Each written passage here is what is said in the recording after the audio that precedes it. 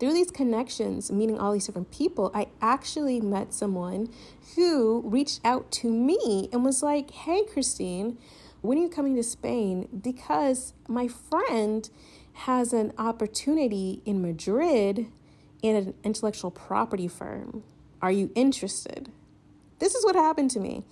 And I was like, yeah, please connect us via WhatsApp. We connected via WhatsApp, we chatted, and then my information got passed on to a phone interview.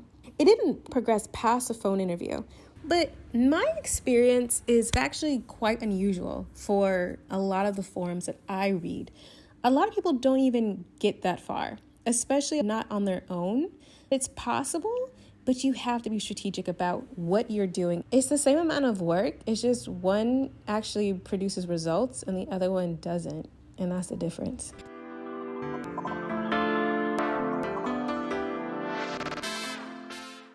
Hey everyone, welcome to Flourish in the Foreign, the podcast that elevates and affirms the voices and stories of Black women living and thriving abroad. This podcast centers Black women and also explores living abroad as a pathway to wellness, and wellness in all of its many forms: financial, professional, physical, mental, emotional, and spiritual. Welcome to the show and welcome back if you are returning. Hello. I am Christine Job, the host of Flourish in the Foreign and also a Black American expat living and thriving here in Barcelona. I am not only the host, but also the creator, the producer, and just generally the everythinger of this here podcast. And, this podcast truly is a labor of love, but labor nonetheless. And that is why I'm asking you all to please support this here podcast. Now, there are 5 ways for you to support Flourish in the Foreign. The first one, become a Patreon supporter of Flourish in the Foreign. Go to www.patreon.com/flourishforeign. The second way you can support this podcast is by Cash App. You can Cash App the podcast at $flourishforeign. And Cash App is kind of like a tip jar. So if you're listening to an episode that really moves you, it really just inspires you or helps you out or just entertains, you can go ahead and slide the podcast a couple bucks via Cash App. And it's also a really great way to contribute to the podcast if you're not ready to make an ongoing monthly commitment. So go ahead and Cash Up the podcast again at $flourishforeign. The third way you can support Flourish in the Foreign is by placing an ad within this podcast or sponsoring an entire episode of Flourish in the Foreign. So if you have an organization or business that's in alignment with this podcast and you would love to get in front of an incredible audience of ambitious, educated, and internationally minded women, go ahead to Flourish in the Foreign's website, www.flourishintheforeign.com/contact, and drop me a line and I'll send you over the rate sheet. The fourth way you can support this here podcast is, of course, by sharing the episodes and sharing the podcast with your network. It is so important to share this podcast across your social media channels. Your personal recommendation is worth so much more than any marketing that I can do. So please continue to share the podcast and, of course, tag the podcast at Flourish Foreign across all social media channels. The fifth way you can support Flourish in the Foreign is by subscribing to the podcast, giving the podcast 5 stars, leaving a review, and also following the podcast across all social media channels. I really enjoy reading the reviews of this podcast because it just really affirms the amount of work and effort I put into this podcast and give to you guys. This is a one-woman show, and it's tough sometimes. It really is tough to get an episode out some weeks, but I make it happen because I know that there are people who are listening and wanting to hear these incredible stories. And so when you leave a review, it just warms my heart. So please keep them coming. And I'm going to read another review. the next review comes from AJ Worldwide. And AJ writes, refreshing voices and valuable advice. This is what we need right now. Intelligent, globe-trotting women sharing their wisdom in an approachable way. Funny and informative. Thank you so much, AJ Worldwide. I appreciate you writing the review. And again, if you haven't written a review for the podcast, please go ahead and do it. I love them. They really, really make my entire week when I read them. So go ahead and do that. All right. I just gave you all 5 different ways to support this podcast, and I hope you have chosen at least one way to support Flourish in the Foreign today. This next message is brought to you by the Democrats Abroad Global Black Caucus, and I actually just recorded an episode of their podcast with them. I will let you guys know when it goes live so you can check it out. And so the Global Black Caucus asked me to share this message with all of you Americans who are currently living abroad. It is not too late for some Americans who live abroad to request their absentee ballots. But the deadlines are quickly approaching and some of them may have already passed. So if you are an American who has not yet voted while you are abroad, please visit the nonpartisan website votefromabroad.org now to either complete your ballot request form so that you can return it to your local election office in the USA, or if you do not have enough time to return your ballot to your local election authority before the deadline, you can vote immediately by the backup ballot known as the Federal Write-in Absentee Ballot, or FWAB. In addition, trained volunteers from Democrats Abroad are available on Zoom every Sunday, Tuesday, Thursday, and Friday until the election to offer one-on-one help and to answer any questions about voting from abroad in real time. So if you have not yet voted, please go contact one of the volunteers that are on Zoom and figure out how you will be able to vote in the upcoming election. You can get more information on this by going to www.democratsabroad.org/global_voter_assistance. On to the episode.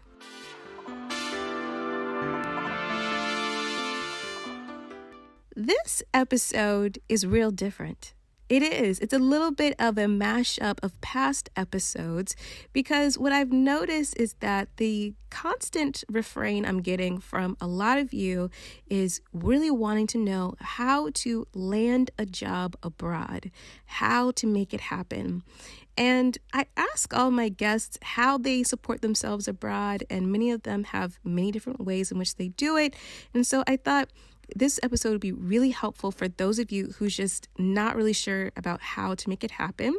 I've created somewhat of a mashup of some of the different guests I've interviewed, talking about how they landed their jobs abroad or how they created their own opportunities abroad. And I really think it's going to be very, very impactful because sometimes, you're listening to the episode and they're sharing so many different amazing stories about how they're living abroad. Maybe you didn't actually catch how they support themselves abroad.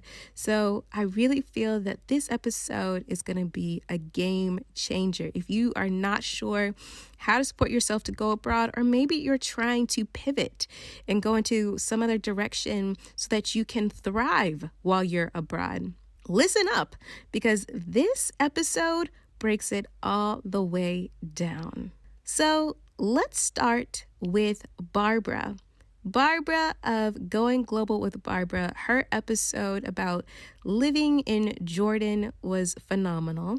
But as some of you may know, Barbara is not only an entrepreneur, but she's also an international talent acquisition specialist.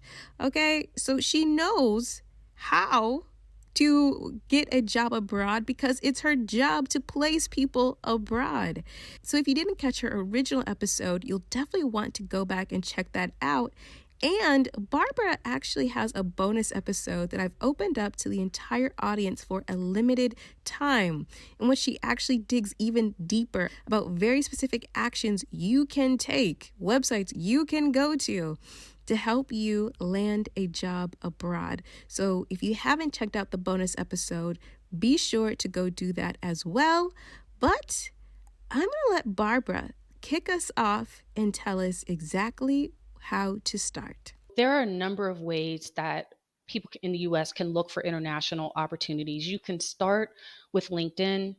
Watch a quick YouTube video on Boolean search strings if you don't already know how to do it, which is to build a search string that will connect things like international, recruiter, or location, and your keywords about your career field. Build a search string phrase, and you will be amazed.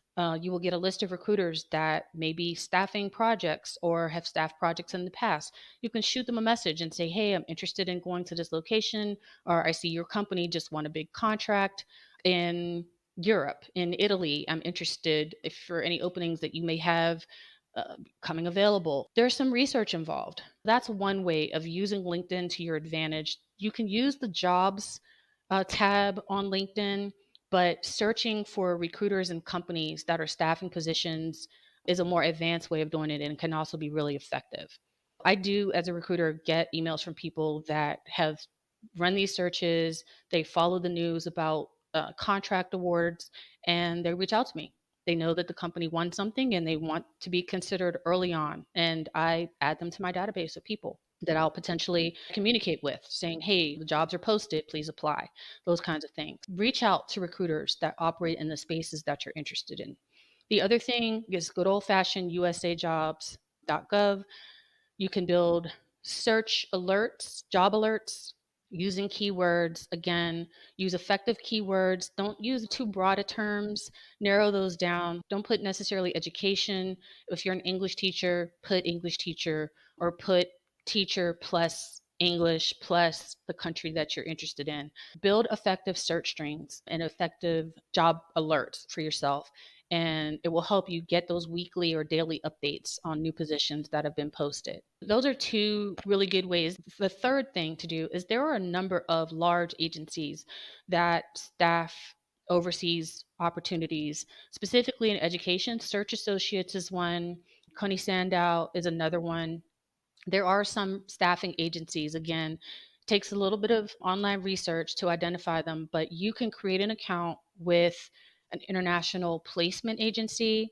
There is usually a small fee associated with that because you're basically doing an advanced interview. They interview you, you provide your resume, your transcripts, your background check, your medical, anything that they require to place you. Once you go through that process and you're in the system, and they begin to share your information with dozens or hundreds of potential employers, you begin to get interest. And it's kind of one stop shopping for a lot of schools and higher ed institutions overseas. Speaking of higher ed institutions, perhaps you are interested in going abroad for your master's as a way of getting your foot in the door in the local job market upon completion of your degree. I think that's a great idea, but be sure you understand the work culture and the job market climate of your intended country. Up next, we have Annabelle, who left Jamaica to go to Japan. And while she was in Japan, she earned her master's in architectural design. And then she went about the process of finding and landing a job with an architecture firm in Tokyo. It was not an easy process, to say the least.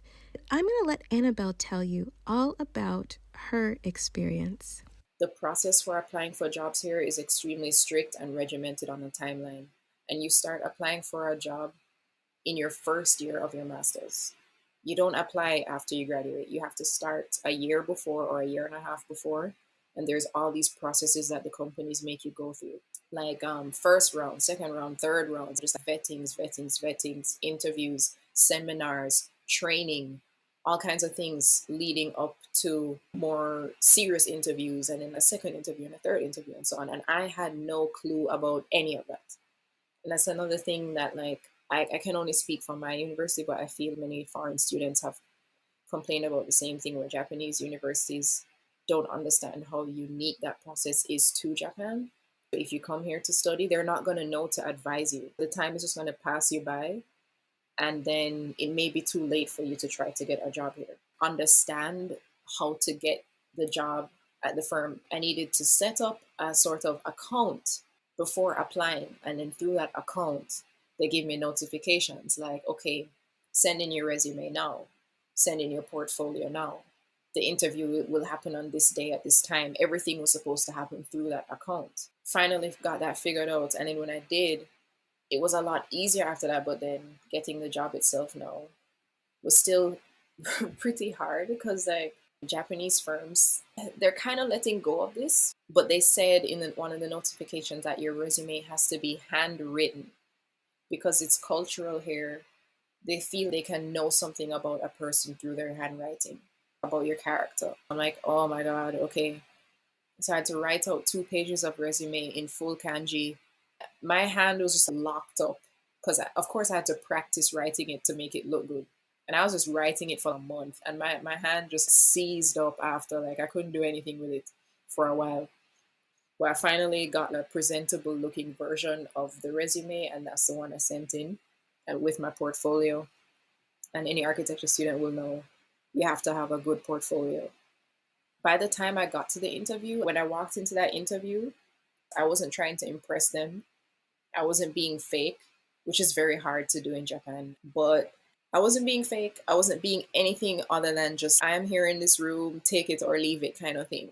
And I think that helped, because it was a long time since I'd seen Japanese people be that warm to me. I left the interview, got on the train, went back to my tiny broom closet of an apartment, and I literally shower, put on pajamas, ready to sleep because I just don't want to think about anything. And then the email comes less than 2 hours after the interview's finished. Got the job. I was like, what? It was so fast. And then after the interview, another stress load came when they start sending you all of these documents and contracts to sign. And it's just pages and pages and pages of Japanese. And I'm like, please don't do this to me. And I had to comb through all these pages, just days and days of making sure I fully understand this contract, signing, sending them stuff. And then when you sent that stuff, no, it's not over. We needed that signature to now ask you to sign this. And then it was just a month of paperwork. And then I finally got to start my job about a month and a half after the interview. So, if you're considering going abroad to earn your degree and enter the job market, definitely be sure to do your research and understand if there's some cultural differences and processes about landing a job after graduation, because you definitely don't want to be surprised. Now, we have Kelly, and Kelly took her expertise and love of social work abroad to both England and Italy.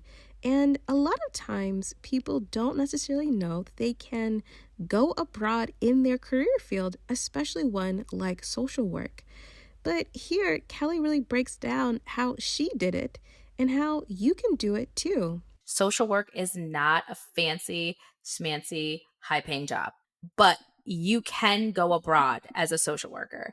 You just need to find contracts, particularly if you connect to the Department of State, the military. The military, the Department of State are 2 easy ways to get overseas on contracts connected to them. And it's easier than even going with the government. And it's less rules attached to it. It's less competition, and it'll get you over there easier. And then if you want to transfer to the government while you're there, you can. It's much easier. The other thing that's easy to do is the Peace Corps is usually easy to get through as a civilian attached to them. That's what I recommend doing. And there's a couple of companies. You just Google overseas social work. They will connect you. Overseas psychology, any of those things. And it makes it really accessible to people who think that that's out of reach for people who don't already have a kind of fancy high paying job. Next up, we have Deanna. And Deanna moved to Hong Kong with her family. And when they landed, they knew they're going to have to be a 2-income household. So Deanna set out to find a job, but she initially had trouble landing a job. Here she explains what were the differences and what were some of the obstacles she had to overcome to land a job in Hong Kong. I would try to go for job interviews, but no one was hiring me because I was very American. But to the point where like there were certain things like how to set up their resume for here, how to format it, even what size it needs to be or what to say was foreign to me. No pun intended, but it was foreign to me. I didn't know how. If and not for lack of trying. And so I just wasn't getting job offers. I was getting a bunch of freelance stuff, but not a lot of job offers. And so there was a point where my husband was like, look, either we find a job for you in the next month or we have to probably go back home because we can't afford it. And so at that point, I was also freelancing for that music learning center that I had visited the first week that we had gotten there, just doing some marketing stuff. And I was like, hey, do you guys have a permanent position open or anything? Are you hiring? And the owner was like, actually, yeah, we're opening a new center and we're looking for someone to do marketing. And so I was like, oh, shoot. Yeah, me right there. And so that week I interviewed with them just to have a conversation of what that would look like.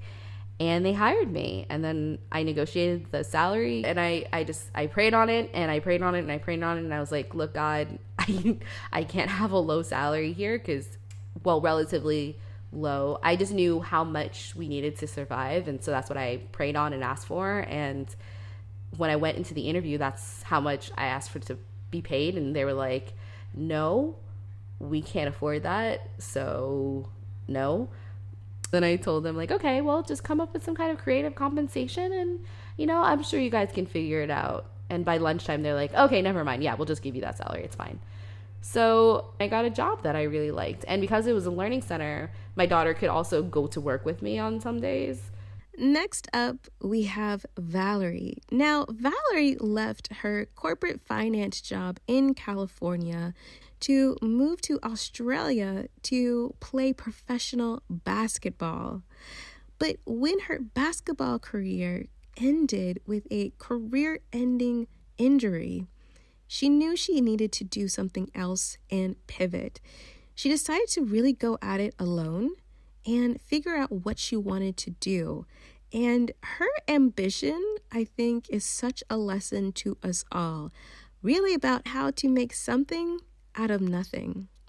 She also explains how taking your work ethic abroad is definitely key. It is a distinguishing factor sometimes, especially if the work cultures are quite different from your home country's work culture. It can be an advantage. Once I was able to walk, I decided to make my own way rather than hoping that someone could help me. I brushed up my resume and I started walking around to places that I felt would be helpful in my evolution. I walked into like a not-for-profit organization that focuses on the holistic approach to sports for young athletes. And I really liked that concept. It wasn't the sports part, it was the part that they believed in a co-created project and empowering young people. I went in there and I said, I'm not even looking to get paid. I'm just looking for an opportunity. She told me she didn't have any openings. I'll take your resume and I'll let you know. The next day, she called me and she's like, I've never met anyone like you before and I just felt I can't miss out on this opportunity, so I want you to come and work 1 day a week.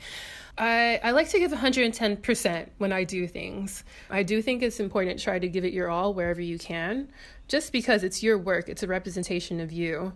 And because of that, I ended up kind of doing more than what my coworkers liked. And eventually they ended up slowly leaving, and then I ended up getting more hours, and eventually the last person left because they didn't like that I was doing so much, and then I ended up getting a full-time job. I will say that the CEO, I approached her about being my mentor. You always want to be around people who are thriving, seriously. I don't believe in this whole thing of like being jealous of someone for doing really well.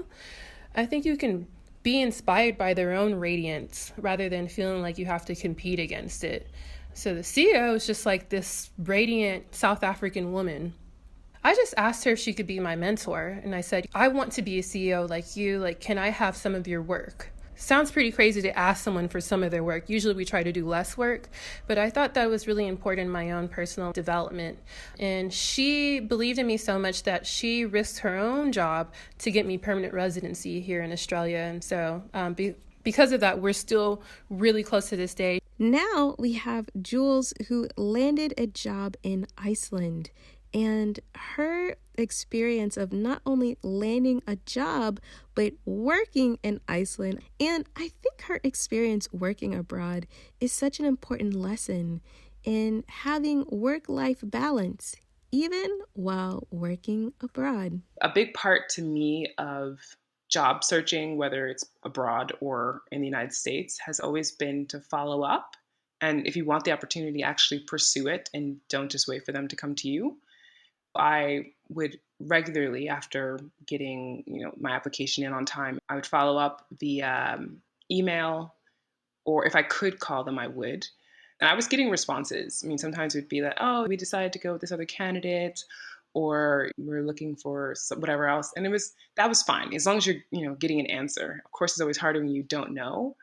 And finally, though, we found a job. I was quite lucky that tourism was booming in Iceland, and they needed at the time to have foreign influence because they don't have the same types of people doing digital marketing, or they don't really have like an emphasis on it here in the country. They're building kind of that curriculum more, or people are going out of the country to get that education, but there aren't enough people who can provide that type of value. It has created a space for foreigners to come in, for sure. The next day after I landed, I went straight to work.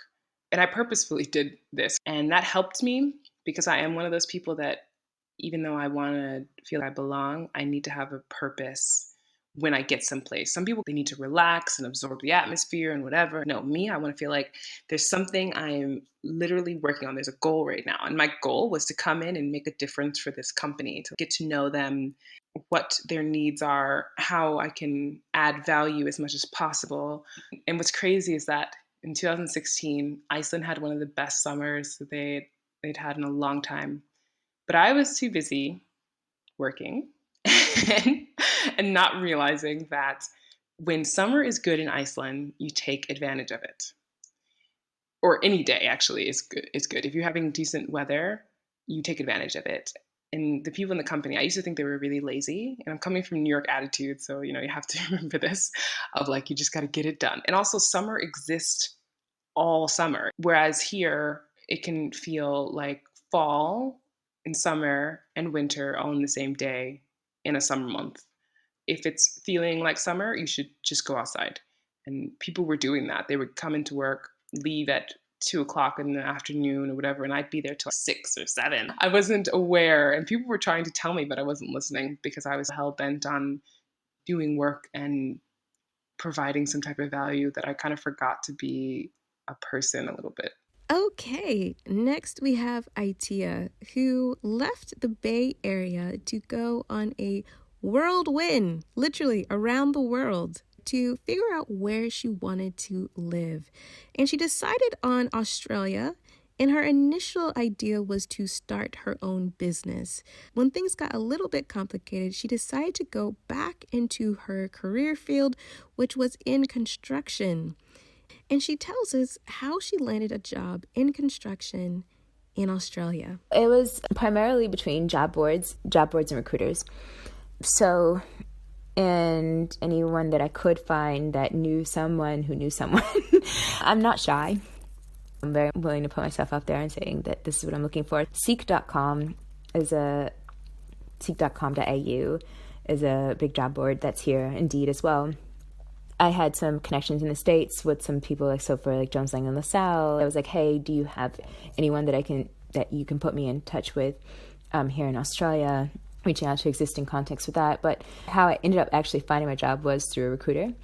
And I was paying attention to the job boards and seeing which recruiters, which companies were putting out the kinds of jobs that I was interested in. And then I'd contact those recruiters directly and say, hey, this is what I'm after. A job that I applied for, that job wasn't the one that the recruiter thought that I'd be. He basically was like, hey, there's another job that I think you'd be even more suited for. And he put me forward for that. I will say, I very much had to negotiate the terms myself, or rather I felt more comfortable to negotiate because this is not really a culture where people push for things. I don't know if it's my New York ways or whatever, but I'm not someone that takes no very lightly. So I had to definitely negotiate my salary and definitely prove that I had the experience, because there was a lot of translation. Although we're all speaking English, there was still translation of titles and experience that I had to do, like literally at times drawing on a whiteboard for them to understand the experience that I had. And I had to negotiate the terms of me, being sponsored by them as well, because at first they were only going to offer a 6-month position, and I was like, no, I need a full-time position and I need you to sponsor me. But those are all things that I had to negotiate myself. The recruiter wasn't willing to put me forward for the amount that I said that I wanted to be put forward to, so I was like, please step aside. Thank you for getting me in the door. I will finish this. Thanks. Definitely, confidence is key. Making sure that you are your best advocate is definitely key as well. All right. Up next, we have Carla. And Carla has been an expat for the past 10 years, has lived in 5 different countries, and has been a career professional in higher ed throughout it all. And Carla actually has a business helping other career professionals, land jobs abroad and prepare for that transition. Now, full disclosure, after Carla recorded this episode for the podcast, she actually became a business strategy client of mine. So I just want to disclose that. But now, here is Carla. You can go through a search firm if they are recruiting for a position that you're interested in, but there are various opportunities that are posted publicly that you follow the trail, the application process, the interview process, and land a job. That's how I've landed all my jobs. I would say this: be very careful about agencies that are asking you to pay them upfront. Research them. How reputable are they? What is their rate for placement? Things of that nature. Who's paying that money? Are you paying that money? Is the organization paying that money? Do your research. Look at more than just salary. And I think people tend to just say the salary, the salary, the salary. No. Look at the benefits. What is the insurance? Is there a housing allowance? Is there a car allowance? Are there other allowances that they provide you that adds up to the overall package that is very sustainable for you or your family, versus looking at just the cash amount? Especially when you're working in, for example, emerging countries, your cash salaries are not going to be the digits you may want them to be. But are there other things that compensate, such as a low cost of living, such as they provide you housing, such as they are paying for schooling for your children? What are the other things that you have to look at to figure out, is this workable for me? It's not a one size fits all when it comes to offers and packages. Whether you are solo, whether you're a family, what's the cost of living in the country? For example, Singapore, the cost of living, it's relatively high for expats. The most expensive commodity is housing that you're going to spend money on. Does your package include housing? Does it not? If it doesn't, does your salary is equivalent enough that you can find an appropriate housing accommodations for your needs? And that means solo or family. Sometimes you have to make sacrifices in order to move to the country you want. Whether you're fresh out of college or you've been working for a little while and you want to take the leap, prepare. Make sure that you are mentally ready. You have a mindset to live abroad. Find an expat coach who can help you, because that's what we do. We help you get prepared. There are things that we can share with you that you may not think of, whether it be on the job search end, whether it be on the coping skills or transition end, whether it be about immigration and visa. And we know things because we've either lived in the country, we know folks in the country, we have resources that we can tap into. Find folks who are abroad to help you make your journey. The phrase is, I'm supposed to make it easier for the folks who come behind me. Part of that is let me coach you. Part of that is let me get you connected with someone who can help you. And that includes making sure your resume looks right. It speaks international, things like that. What we want you to do is to make the leap and do well. We want you to not just survive, we want you to thrive. And in order to thrive, you have to do it right. It doesn't mean you're not going to have bumps in the road, you're not going to have challenges, you're not going to be frustrated, but it means that you're mentally prepared to outlast that challenge, that obstacle, because you've spent some time doing preparation. Yes, I completely agree. We want everyone who's listening to not only get abroad, but stay abroad and to thrive abroad. But in order to do that, it really requires you to be committed to the process and to really step out of your comfort zone in whatever way is necessary to make that happen. We have Niana next, who was the very first guest of this podcast, who I think brilliantly lays out what you gotta do to land a job. And a major hint is not just always submitting your resume and being done. Oftentimes, you really got to go after it. But I'll let Niana explain more. Be on your grind. Think of ways to make money and know your worth. People come here and they're like, well, I don't have any experience doing. Girl, don't lead with that. Be like, yes, I do that and I do this. And in the meantime, go on Google and figure out how to do those things and then do it. I think you always need some foot in the door. You have to be resilient in the way that you're willing to do it in. You know, if you are okay with teaching, if you're coming to Spain, go the teaching route and become an auxiliar. There are many programs that will give you at least that first year so you can kind of like take the pressure off of trying to find the work, and you can kind of enjoy your life because you have a very good work-life balance. Do that. If you are like, no, teaching's not for me, I want to be in, say, marketing, then get online and try to connect with people who are already living in Spain and doing that. And you can do that through LinkedIn, through Meetup. But here's the reality. How's your language skills? Like, what else do you got underneath just, I have a marketing degree? That's not enough.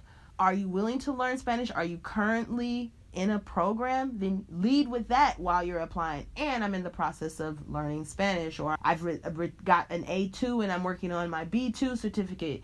It's not going to be just filling out your resume and applying. You're going to have to find another in to the job. It's not going to be your traditional pathway. You've got to kind of create your own path. Going out and meeting people and being awkward and uncomfortable just because you need to make some connections. You've got to figure out where you're missing and how you can get in, and you got to attack it from all angles. It's not going to be A to B. Nothing about living abroad is A to B. But if you are resilient and you hustle and you're always trying to make it to whatever goal you have, that's the kind of energy you got to bring to make it long term, because I applied online. That's not how you get the job. That's not how I got my job here. I didn't just apply online. I called a recruiter in Dutch, and I had only been here a couple months, and I asked in Dutch if they spoke English. And the guy was so happy. He was like, of course I speak English. And then I said, well, I had a fake question about a job posting, and they placed the number. So I made up a question to ask. And the guy was immediately like, oh, please send me your resume. I'm ready. Oh, please, I want you to apply to this job. And I ended up getting the job. And now I work for them. I have a 1-year contract with them. So I didn't just put in my application and hit send and hope that I get the job in the Netherlands where they speak English. I took a chance. I need to do something more drastic. I need to call directly. And Dutch people don't really do that. So I use that to my advantage. For me in the U.S., that's something that I do all the time. When I have a problem with a company, I call directly, and you get a startled response. So I thought I'd shake them up, and it worked. And now I have a job. So I'm like, okay, you take the girl out of Chicago, but you can't take the Chicago out the girl. Now I'm gonna get me some. Like, I'm gonna get me a job. All right, people, go get you a job just like Diana. Make it happen. Sometimes you got to change it up. But next we have Jackie, who I think gives amazing advice for anyone who's listening, who's feeling anxious about how they may support themselves abroad. Definitely have a listen. And so to Black women who want to do it, there are a couple possibilities. Like, some people don't necessarily want the quote unquote insecurity of doing it for yourself. Like, I am an entrepreneur. I make my own money. I choose my own schedule. So for those who aren't ready to take that leap, I say remote work is such a big possibility. Actually, just getting a job where you work remotely for a company that is hopefully like US or European base. So you're either getting paid in euros or you're getting paid in dollars, because euros and dollars will take you far. And it's just figuring out which company, if that is the path you want to go, is a good fit for you. And right now during COVID-19, it's such the perfect time to do it, because most people are working remotely anyway. And you can have a conversation with your boss or your employer about working remotely. Like, that is not a foreign concept that people don't understand how that's possible. You can do your work and not be in the office every day. So to me right now, I feel like people who want to make that leap are in such a better position there's not too many things you can thank COVID-19 for, but thanks to COVID-19, people who want to work remotely are in such great position to actually start having those conversations about transitioning to working from anywhere in the world in their current job. Then start making plans of where you want to go to and how you're going to get there, and understanding why you want to do it. And if you're someone who wants to be like me and it's like, I don't want to work for anybody else again in life, then just figure out what inspires you, what are you passionate about, and how can you monetize that. I am a big advocate of journaling. I tell every Black woman I meet, if you are not journaling, you should be, because getting stuff down, pen to paper, just your thoughts down, even if you're not clear, you're like, I don't know what my skill is. What do I have to offer the world? If you just write it down, even if it doesn't make sense, just write down things you like doing, enjoy doing. I guarantee you, if you journal for 15 minutes a day for 2 weeks, at the end of that 2 weeks, you will be so much closer to understanding what you want to do in life. And it may be you want to teach people how to sing, and you can make money teaching people how to sing online. Whatever it is, just go out and do it. I truly believe if you're not doing something that makes you happy, you ain't living your life right. First thing is to believe you can do it. If you have the belief that you can do it, you are capable of anything. And I say that again, particularly about Black women. We are miracle makers. I mean, we truly turn garbage into gold, lemons into lemonade. Like, those things are very, very true. And you just have to believe that it is possible for you, because I think everything that manifests itself in this world begins with the thought, the idea that you can do this.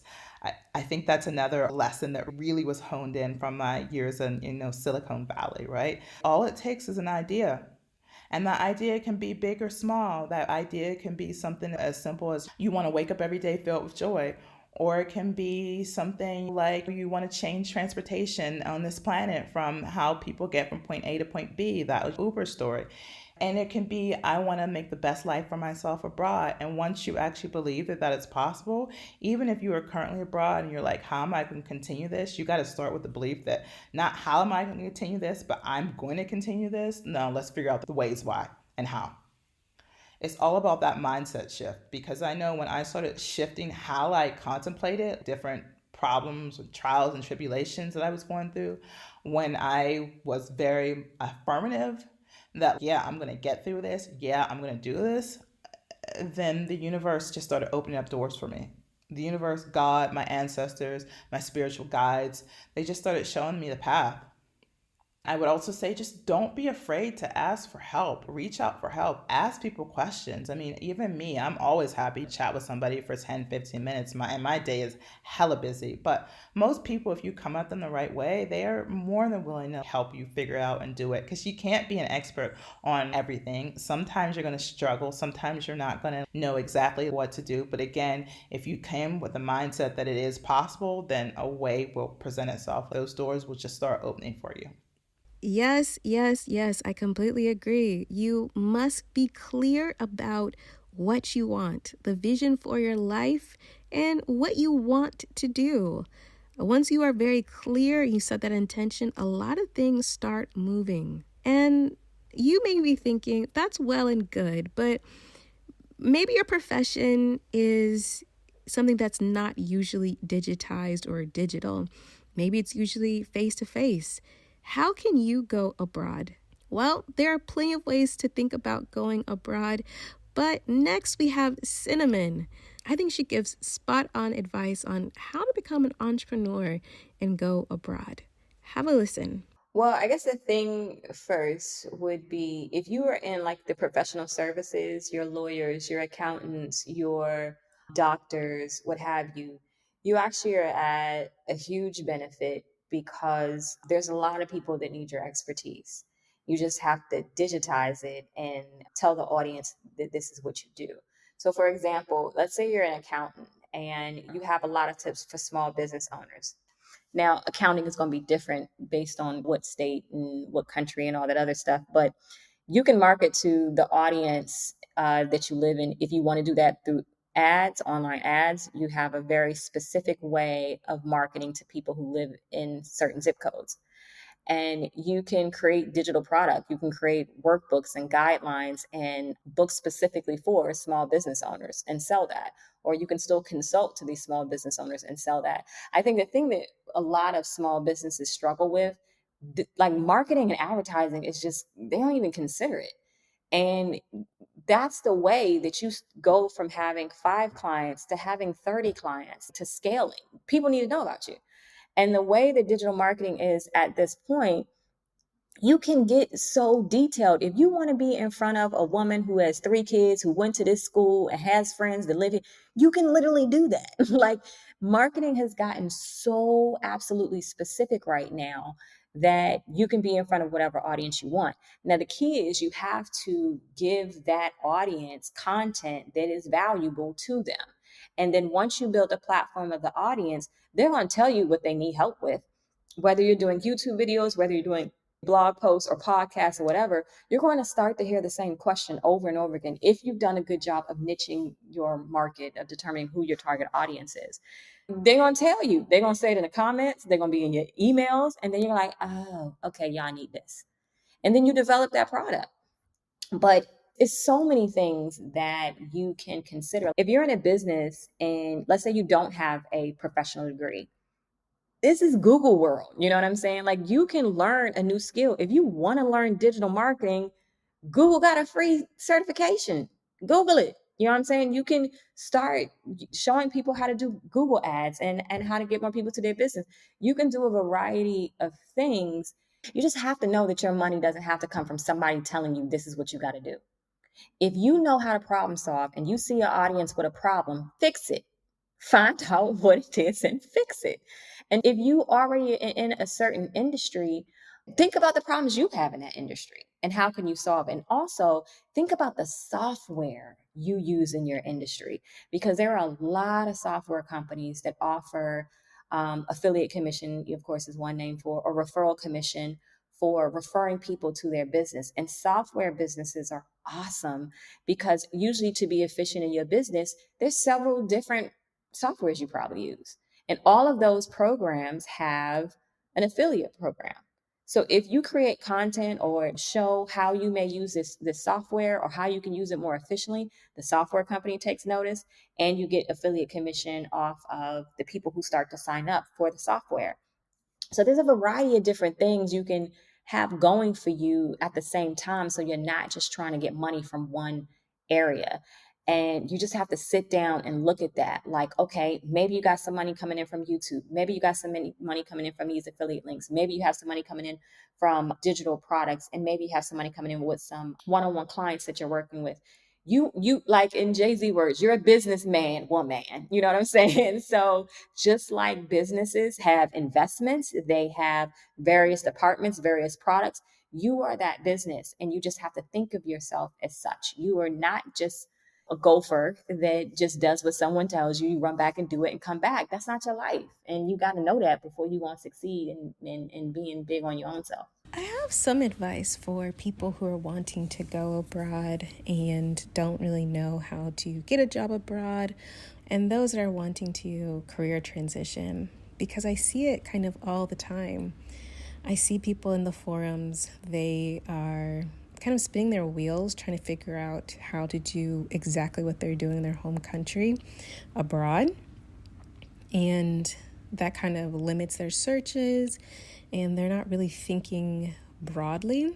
And I also see it especially here in Spain, where a lot of people come to Spain on the same visa and the same program that I came to Spain, teaching English on a student visa, and not really understanding how to flip it, not knowing exactly how to go back into their career field, or maybe even people who are here just to be digital nomads, have some savings, but are not able to secure remote work. I think there's probably a commonality in all of these people and their approach. It's definitely not a lack of ambition or effort. I think it's just unfortunately misdirected effort, and kind of spinning your wheels, being exhausted and not seeing any kind of return on that effort, on that investment. And so I have some advice, because when I first came to Spain in 2017, before I even started the language assistant program, I actually had a phone interview with an intellectual property boutique law firm based in Madrid. Now, I will admit it didn't go further than that, but I landed that. I landed it by networking. And then when I was in La Rioja, I turned, friendship and conversation into a writing gig, which then turned into a fully remote position that I got completely remotely. I did not go on a job board. I did not do any of those kinds of things. This was all through networking.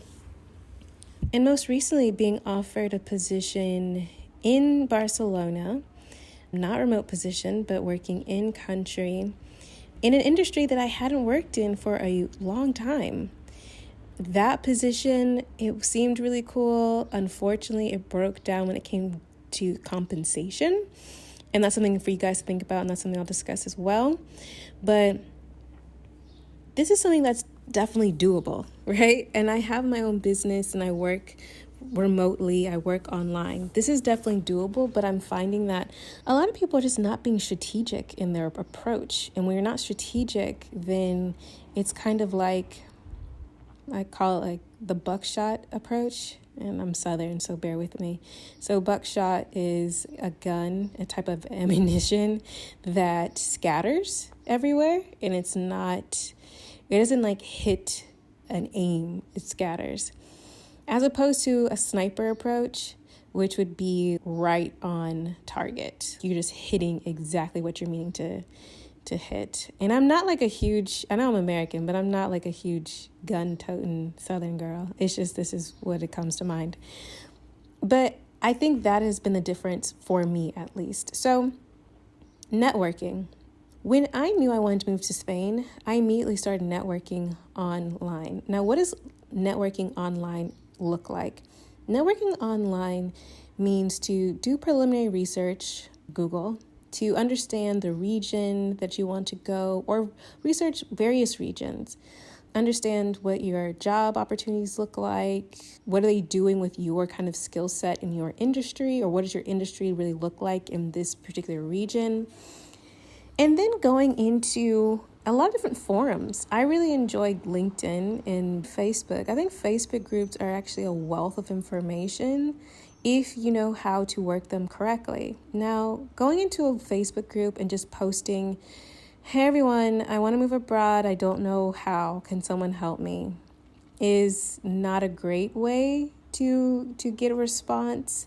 Having very abstract questions irritates a lot of people, but also it opens you up to people, pitching you their services, which is completely understandable. If you have no idea where to start and you are clearly not willing to do any research, then you should hire someone who's going to hold your hand throughout the entire process.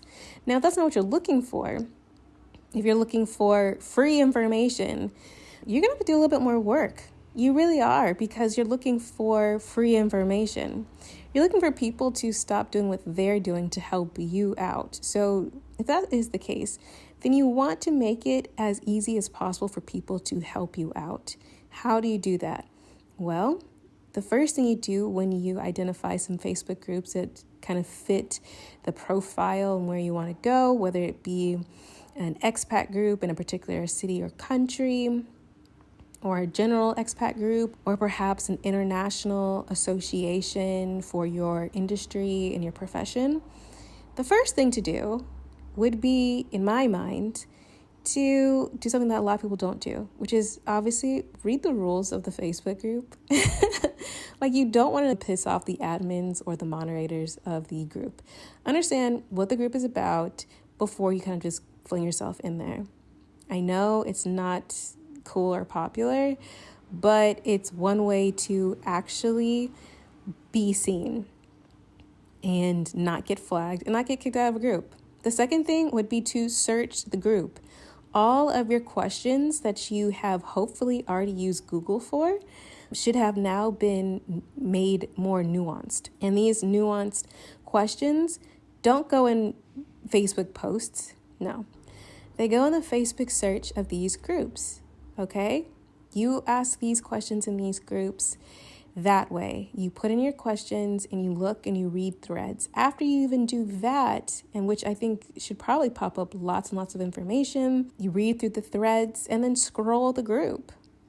These are things that can help you assess whether this group is even, going to be helpful for you or not. If it's going to really provide the kind of information you think you're looking for. And I say you think you're looking for because I think that until you are settled on a specific region, a lot of things are kind of what you imagine them to be, how you want them to go, how you expect them to go, without any real research as to industry or culture or, work style. A lot of the questions, a lot of assumptions you have are just made up until you actually talk to people and you actually do that research. Another thing I would recommend is after you have done that, then you can post in the group, introduce yourself, and talk about what you're looking for, but also what you have to offer. Yes. A lot of people forget to add that part. A lot of people do not put anything down where they could offer to the group. Regardless if it's an expat group and you're not an expat and you've never been an expat and maybe you've never traveled before, there is something that you can offer to the group. There is. And if there isn't, then you shouldn't be a part of the group because it's really about a mentality. It's a give and take. And you want people to share anecdotal information. You want them to be able to really help you out. And some of you may be looking for connections on the ground for visits or even for when you move. And who wants to connect with somebody who is just a taker? Like, am I really going to respond to a post when someone's just like, what can you guys do for me? Figure this out for me. And, oh, I'm moving to this city. Who wants to hang out? Like, I do not want to hang out with you because you're probably going to expect me to take you around the city like I'm some kind of tour guide, and I'm not. And that's all this relationship's about. It's about you. So you have to think differently. You have to think about what can you do for the group or whoever's scrolling by and who wants to throw their 2 cents in. So that is what I did. I did all of these things. I posted in groups. I introduced myself. I talked to people about the things that I had done. And I actually said all the things I could help people do. I said, hey, if you're interested in startups, if you start a business, if you have any questions, these kinds of things and business strategy, hit me up because I love talking shop and I love to get to know you, which actually helped me make friends. I had friends in Barcelona before I even moved to Spain because remember, I moved to Spain and then I lived in northern Spain and then I moved to Barcelona. And I had friends before I even moved to Spain. Friends I had never met and friends I had met straight up off of Facebook in a group talking shop, Skyping, getting to know what the economy was looking like, knowing what the job industry was. I met actually professional peers, people who were business consultants, people who were into startups, stuff like that. And that's what I did. Through these connections, meeting all these different people, I actually met someone who reached out to me and was like, hey, Christine, when are you coming to Spain? Because my friend has an opportunity in Madrid in an intellectual property firm. Are you interested? This is what happened to me. And I was like, yeah, please connect us via WhatsApp. We connected via WhatsApp, we chatted, and then my information got passed on to a phone interview. Like I said, it didn't progress past a phone interview. But my experience is actually quite unusual for a lot of the forums that I read. A lot of people don't even get that far, especially not on their own, not with having a company backing or maybe an organizational backing. I did this on my own and I made this happen. So I'm just saying that it's possible, but you have to be strategic about what you're doing and how you're putting your effort into. It's the same amount of work. It's just one actually produces results and the other one doesn't. And that's the difference. Now, when it came to moving to La Rioja and networking and making friends and getting my next position, I think it's really important to, one, be genuine. Networking is relationship building, period. It doesn't have to be stuffy or strange. It doesn't have to be stilted. It's just relationship building. Get to know people, chat with them, see if you like them. If you don't like them, then don't continue to try to relationship build. Because why? Why would you do that? So that's what happened. I was just building a relationship. I was building a friendship. Me and my friend, we were both into fitness and wellness. And so participating in those things and then talking about careers and jobs and things like that came naturally. It came naturally. And me offering my 2 cents in certain things came naturally as well, which helped me be in position for when there was opportunity to write for the organization, to be pegged for it. And then also for when there was an opportunity to work as a sales and marketing manager and really business strategist, I was pegged for it as well. So when you think about it, I think it's important to position yourself always with, one, people that you like, but also professionally with people that are doing something that you want to do or in a realm that you want to be in. My friend had a completely remote position. She was working as a language assistant, but she had a completely remote position. So of course, I was very intrigued by that and I wanted to know more.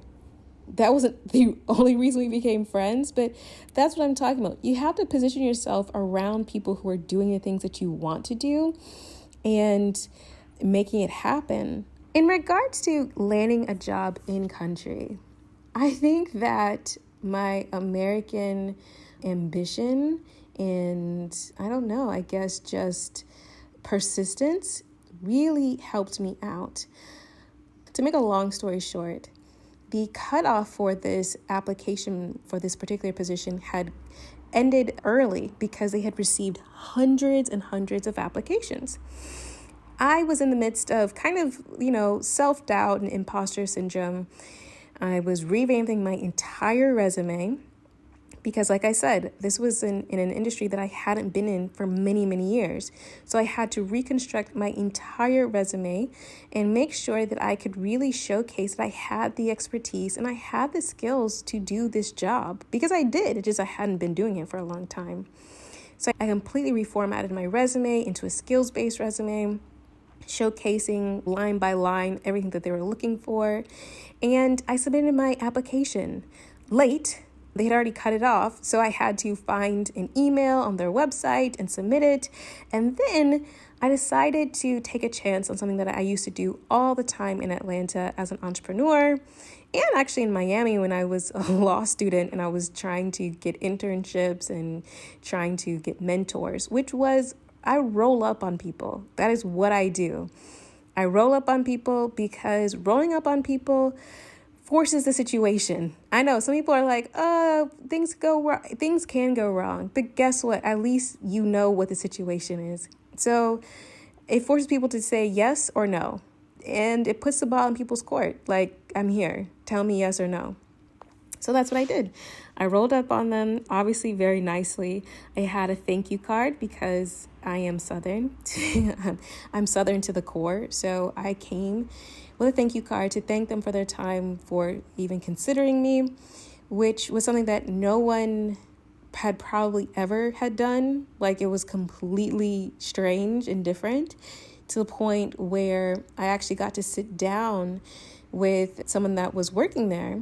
And she was just like, tell me all about you. And I did. I had an opportunity to sit there and have a conversation about this position ahead of all these people that had actually submitted their application in on time.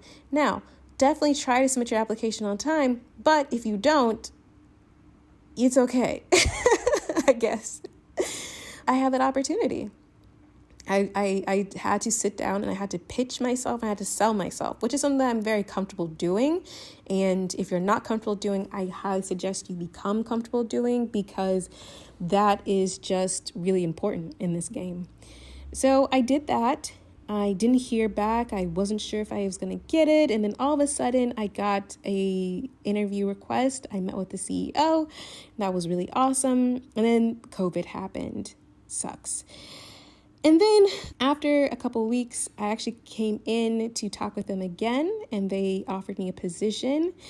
And we really couldn't go further because of the compensation. It just wasn't what I was looking for whatsoever. And I think this is something that people have to really understand. Now, I understand in Spain, there's a weak economy and people just don't make that much money. But I think it's also important for people to use their critical analysis skills. The company I was considering was not a Spanish company. It was based in a different country and had extremely high-end clients doing very high-end services. So for me, this was unacceptable because I could do math and this wasn't going to work out. I think it's important for you, as you're going forward and you're trying to work abroad or find a job abroad, to use your critical analysis skills. Like, try to actually understand the situation, but also try to really hedge your expectations. What can you fully expect? What is really going to be able to happen for you in this country? And in what industries, so that you understand exactly what you're going for, what you're up against, and you can really decide if this is even for you. And if it's not, then maybe you should decide on a different country or region. Now, I'm also a business strategist. I've been a business strategist, like I've told you guys, since I was in law school. And I've recently added another service to my business strategy business, in which I am really helping women of color, Black women, leverage their expertise and talents into viable and sustainable, yes, viable and sustainable online businesses that are not only professionally fulfilling, so important to be doing what you want to do and not just doing something to make money so you can do what you want, like that whole thing. No, professionally fulfilling and financially abundant in whatever that means to you. And I'm helping women do that. And it's been so rewarding, because I really firmly believe in women of color and especially Black women being able to utilize their experience and really work for themselves in a work environment that just systemically undervalues Black women. It really is just so empowering, and it gives me so much joy to help Black women and women of color to really find their voice and find their confidence, to really cultivate a life that they are wanting to live. A life of financial wellness, professional wellness.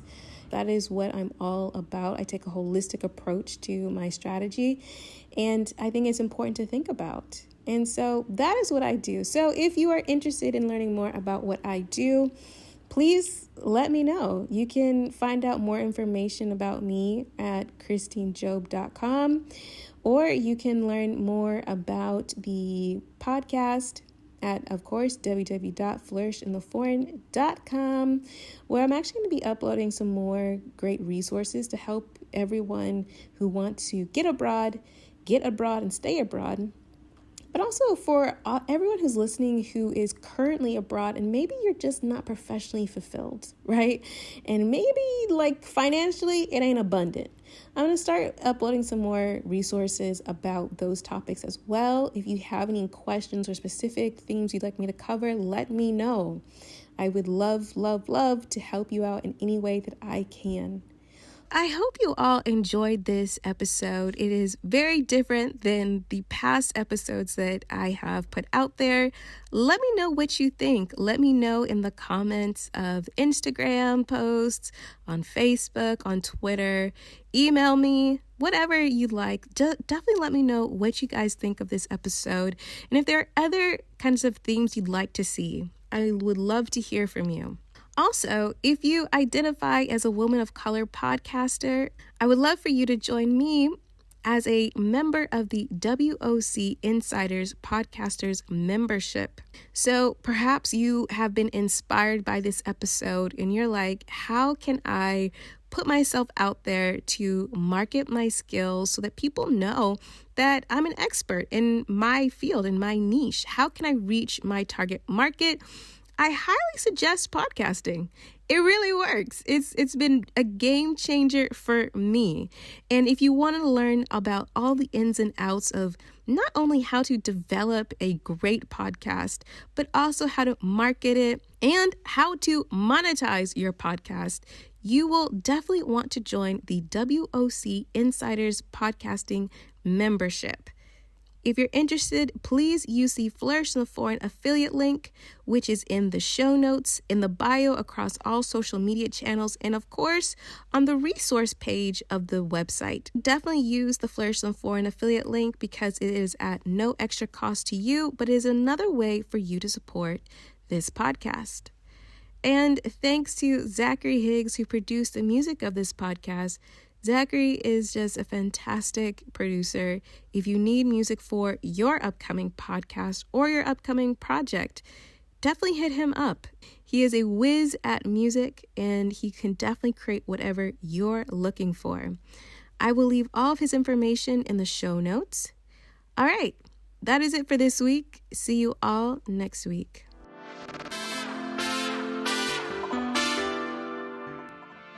On the next episode of Flourish in the Foreign. They couldn't understand a Black person, specifically a Black person that they, in their mind, looked so Tanzanian, because they kept telling me, oh, my features were so Tanzanian, like my nose and my cheekbones and all, like they were very specific. And they told me exactly which tribe I came from and they showed me pictures. And I learned that there was this thing, especially in the larger cities like Dar es Salaam, that there were some younger people who were trying to pretend to be English. And so they would speak English and they wouldn't speak Swahili, and that was very frowned upon by the older generation. So they were wondering, was I one of those young people who didn't want to speak Swahili? And I had a hard time just explaining to them, I genuinely don't speak Swahili like that. I'm not African.